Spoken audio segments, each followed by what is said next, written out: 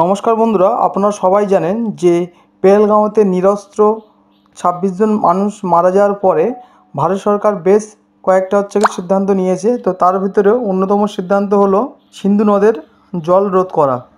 তো বন্ধুরা, এই সিন্ধু নদের জল এর আগেও ভারত সেটা বন্ধ করেছিল। সেটা কত সালে বন্ধ করেছিল এবং তারপরে কি কারণের জন্য এই জল আবার ছাড়া হয় এবং 2025 সালে আবার সেই জল পুনরায় ফের বন্ধ করা হয়।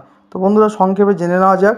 সিন্ধু জল চুক্তি হয়েছিল তৎকালীন ভারতের প্রধানমন্ত্রী জওহরলাল নেহেরু ও তৎকালীন পাকিস্তানের রাষ্ট্রপতি আইয়ুব খান স্বাক্ষর করেছিলেন বিশ্ব ব্যাংকের তরফ থেকে, যা তৎকালীন আন্তর্জাতিক পুনর্গঠন বা উন্নয়ন ব্যাংক নামে পরিচিত ছিল। মধ্যস্থতায় এই চুক্তির জন্য আলোচনা 9 বছর ধরে চলেছিল। তো বন্ধুরা, এটা একাধিন চলে না, এটা 9 বছর ধরে এটি চলেছিল।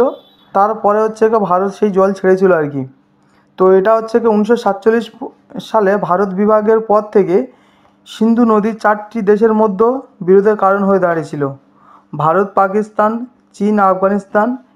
এই নদীর উৎপত্তি তিব্বত থেকে।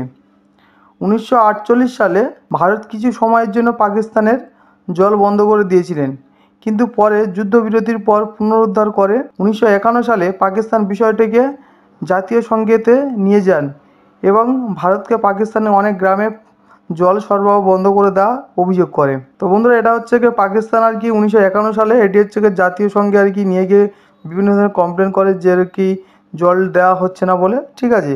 তো জাতীয় সংঘ সুপারিশের ভিত্তিতে বিশ্ব ব্যাংক 1954 সালে এটি চুক্তি প্রণয়ন করে এবং অবশেষে 19 সেপ্টেম্বর 1960 সালে এটি স্বাক্ষরিত হয় যে ভারত থেকে পাকিস্তানে জল যাবে। তো বন্ধুরা, পেহেলগাঁও এই নিরস্ত্র মানুষের হত্যার কারণের পরেও আবার 2025 সালে সেই জল আবার বন্ধ হলো।